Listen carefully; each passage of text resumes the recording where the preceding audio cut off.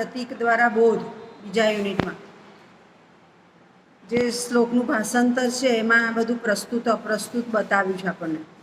તો ભ્રમર દ્વારા શું બોધ આપ્યો? તો આપણે જાણીએ છીએ કે ભ્રમર છે કોઈ પણ ફૂલની આસપાસ મંડરાયા કરે, ફૂલનો રસ જતો રહે એટલે પછી છોડી. આંબાની મંજરી પાસે પણ અહીંયા પ્રાસ્તવિક વિલાસમાં બતાવ્યું છે કે મંજરી મોર આવ્યો હોય એની પાસે પણ ભ્રમર ફર્યા કરે ને મોરને ચૂસ્યા કરે. ભ્રમરની આ વૃત્તિ થઈ. એટલે આ ભ્રમર છે એ દુરાચારી બતાવ્યું કે જ્યાં સુધી મતલબ છે ત્યાં સુધી રહ્યો, પછી છોડી દે છે. પણ વળી પાછો સાચો અર્થ પણ બતાવ્યો કે આ જ કમળ છે, આ જ ફૂલ છે, આ જ આંબાની મંજરી છે, મોર છે, એનો સાચો સાથી કોણ? પવન. પવન બતાવ્યું છે પ્રસ્તુતમાં કે પવન છે એ આપણે કેવું કહીએ છીએ કે હા મોર આયા, જોયું ના હોય તો સુગંધ પ્રસરાવે છે. ફૂલ છે તો ફૂલની પણ સુગંધ આવે છે. કમળની સુગંધ નથી આવતી, પણ કમળ મોટે ભાગે સરોવરમાં હોય તો શીતળતા પ્રસરાવે છે. એટલે પવન છે એ આ ત્રણેય વસ્તુઓ સાથે ભ્રમર જેવો જોડાયો નથી, પણ સહાયક તરીકે જોડાયો છે. અને પવન છે એ બધી સુવાસ ફેલાવે છે, શીતળતા ફેલાવે છે. એટલે એમ કે દુરાચારી વ્યક્તિ હોય તો ભ્રમર જેવો છે, પણ સારો વ્યક્તિ હોય તો પવન જેવો પણ છે. ખ્યાલ આવી ગયો? સમજ પડી ગઈ? હવે બીજું હેડિંગ મારો અને સમજી જ લઈએ. વૃક્ષની અન્યોક્તિ દ્વારા અર્થ. વૃક્ષની અન્યોક્તિ દ્વારા અર્થ.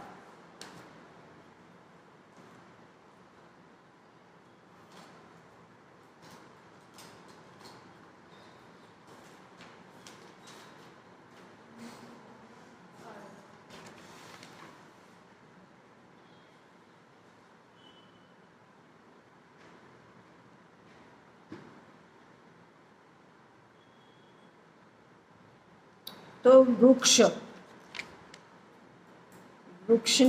પણ અહીંયા પ્રસ્તુત અપ્રસ્તુતમાં એ રીતે બતાવ્યું છે કે એ વૃક્ષ છે એ પહેલાં તો પ્રકૃતિના તત્વને જાળવવાનું કામ કરે છે. આપણે ભણી ગયા છે સાયન્સ પણ કે વાતાવરણનું શુદ્ધિકરણ વૃક્ષથી થાય છે. વાતાવરણનું શુદ્ધિકરણ વૃક્ષથી થાય છે. બીજું સુનામી, ધરતીકંપને પણ રોકી રાખે છે. આ તો થયું કુદરતી સંપત્તિ જાળવવાની વાત. હવે વૃક્ષને જ જોઈએ તો ધારો કે ચંદનનું વૃક્ષ, તો ચંદનની સુવાસ પણ આપે, શીતળતા પણ આપે. પણ આ ચંદનની વૃક્ષની બખોલમાં સર્પ પણ રહે છે. તો એમ કે હવે વૃક્ષે કેવાની સાથે આશરો આપવો જોઈએ, અહીં માણસનો ઉલ્લેખ કર્યો છે કે માણસે સર્પ જેવા માણસને ક્યારેય આશરો આપવો જોઈએ નહીં. ચંદનની શીતળતાને લીધે સર્પ ત્યાં છે, પણ એ બખોલમાંથી આવીને ક્યારેક ડંખ પણ મારે. એટલે ત્યારે ચંદનના વૃક્ષની સારપ રહેતી નથી. એટલે તમે આશરો કોને આપ્યો છે એ પણ વધારે મહત્વનું છે. બીજું, જ્યારે તમે કોઈની સાથે સંકળાવ છો વૃક્ષની જેમ, ત્યારે એ વૃક્ષ છે એ શીતળતા આપે છે, પવન પ્રસરાવે છે, કુદરતી સંપત્તિ જાળવે છે. એની સાથે સાથે વૃક્ષ કેવું છે પણ જોવાનું. તો ધારો કે બાવળનું વૃક્ષ, મને આમાં થોડું હમણાંનું આની સાથે હું સંમત નથી થતી. બાવળનું વૃક્ષ તો કહેશે બાવળ તો કાંટાવાળું. પણ જ્યારે તમારે કંઈ ઔષધિ બનાવવાની હોય, ઔષધિમાં ઉપયોગ કરવો હોય, તો એવા વૃક્ષો જ કામ લાગે છે કે જે ઔષધિમાં વાપરી શકાય. પણ એ આખું મેડિકલ સાયન્સ આવી ગયું કે ઔષધિ વાપરવા માટે અહીંયા આપણને પ્રસ્તુત અપ્રસ્તુત સમજાવ્યું છે કે વૃક્ષ પણ કેવું હોય.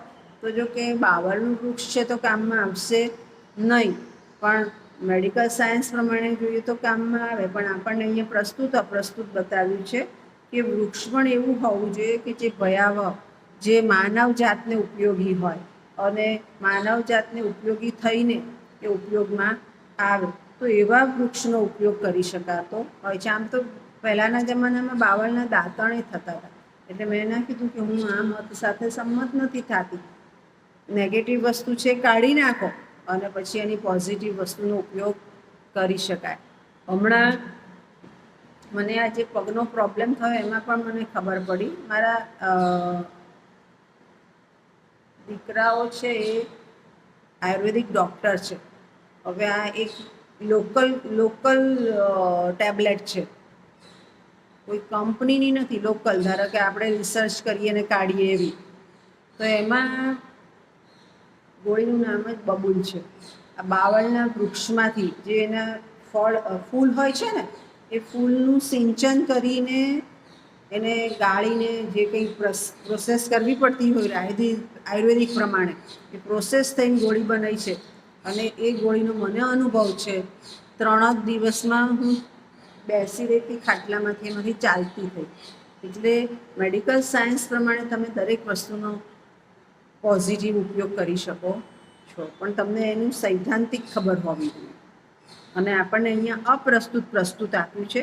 પ્રસ્તુત અપ્રસ્તુતમાં એ જોવાનું કે કાંટાવાળા વૃક્ષ છે એવા વૃક્ષની કોઈ જરૂર નથી. ખ્યાલ આવી ગયો? સમજ પડી ગઈ?